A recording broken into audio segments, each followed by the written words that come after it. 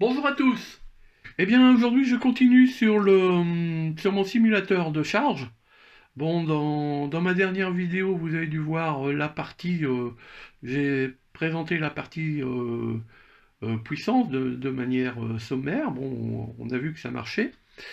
Aujourd'hui, maintenant, je commence à attaquer la partie commande et affichage. Donc ici j'ai mon afficheur commandé par un Arduino XCAO, c'est l'afficheur de la consigne de courant. Donc en fait, ça va aller de 0 à 1000, hein, donc ce sera 0 à... ce sera des milliampères, ce seront des milliampères. Voilà, donc ici j'ai un potentiomètre de réglage gros et un potentiomètre de réglage fin. Bon, là-bas vous avez toute la partie puissance que j'ai déjà présentée la dernière fois, donc je n'y reviens pas, c'est la même. Donc là, vous avez l'alimentation à tester avec alors je suis à 5 volts 50 avec son courant de consommation.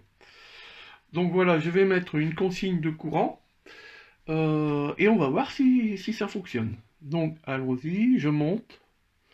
Voilà, je suis à 191 milliampères. Je vois que là j'ai 190. Ici, je peux faire un petit ajustement avec un réglage fin. Voilà. Voilà. Et puis, voilà, je monte, je monte, je monte, je monte. Je suis désolé, hein, mon perroquet, dès qu'il m'entend faire une vidéo, il faut qu'il fasse le clown. J'arrive pas à le calmer. Voilà. Donc là, j'arrive à peu près. Après, j'ai tout un tas d'ajustements hein, possibles à faire. J'arrive ici à 0,999. C'est pas que je suis en saturation, hein, c'est simplement que je suis pas tout à fait à 1. Alors, je crois qu'on peut y arriver quand même. Voilà, en tout cas, sur la consigne, on arrive à 1000 milliampères.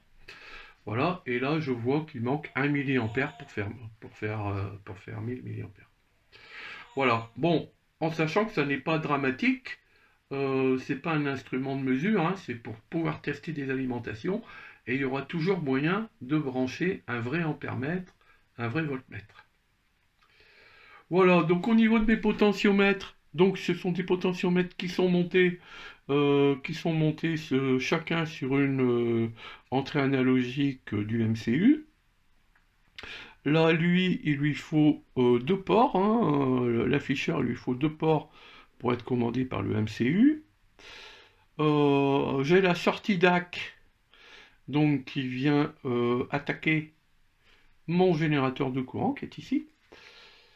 Quoi dire d'autre? Bon, j'ai prévu ici un petit LM35 qui viendra sur le même dissipateur qui pourra surveiller la température du dissipateur et qui pourra, donc voilà, c'est l'avantage aussi de commander par un MCU tout ça, hein, plutôt que d'envoyer directement les valeurs de potentiomètre sur les générateurs de courant, je les envoie dans le MCU qui lui décide, donc c'est ma consigne, et le MCU décide si il peut demander effectivement ce courant au générateur de courant.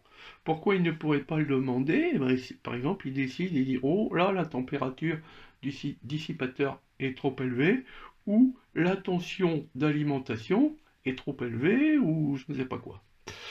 Voilà, donc c'est le gros avantage. En plus de ça, avec des instructions map, ça nous permet un peu de faire des ajustements pour être le plus près possible des vraies valeurs, même si, je le disais tout à l'heure, euh, ça n'est pas très important, ça n'est qu'une indication pour savoir à peu près où on va. Voilà, donc prochaine étape, je pense que je vais essayer, je vais tester la commutation automatique des résistances, hein, qui je le rappelle se fait en fonction de la valeur de la tension d'alimentation, de manière à réduire, quand la tension ici augmente, ça me permet de réduire la tension entre la tension VDS du MOSFET et donc limiter sa puissance à dissiper. Voilà, je répartis un petit peu la dissipation de puissance dans le circuit et ça m'évite aussi d'avoir un dissipateur trop important. Bon, il sera quand même, je pense, malgré tout, refroidi légèrement par un petit ventilateur. Voilà, donc, comme je disais, prochaine étape, essai de commutation des résistances par le MOSFET. Ah, ça sera peut-être un tout petit peu compliqué, mais pas impossible, de tester ça sur breadboard, puisque ce sont des composants de surface. Voilà, voilà. Donc, je suis vraiment content, ça marche. Ça marche. Il fallait aussi stabiliser un petit peu. Là, j'ai dû, comment dire, faire des petites choses dans le code pour que ça marche bien, pour pas que ça soit toujours en train de fluctuer. Voilà, donc vous aurez mon schéma quasi définitif en description. Hein, il va sûrement encore changer, hein, bien entendu. Mais on n'est pas loin du résultat. À mon avis, c'est intéressant que vous le regardiez. Vous verrez, je pense que ça sort un peu des habitudes sur les simulateurs de charge. Il est un petit peu différent celui-là. Et bien entendu, vous aurez mon code brut de ce que vous voyez là à l'écran. Alors, bon, le code, c'est moi qui le fais, mais j'ai pas honte de le dire, je me fais aider par ChatGPT. Donc, il y a des bonnes choses et il y a des moins bonnes choses avec ChatGPT. Mais il me trouve quand même pas mal de solutions, il me fait gagner du temps quand même sur certains points. Donc n'hésitez pas, si comme moi vous êtes peu doué en code, n'hésitez pas à vous faire aider par ChatGPT.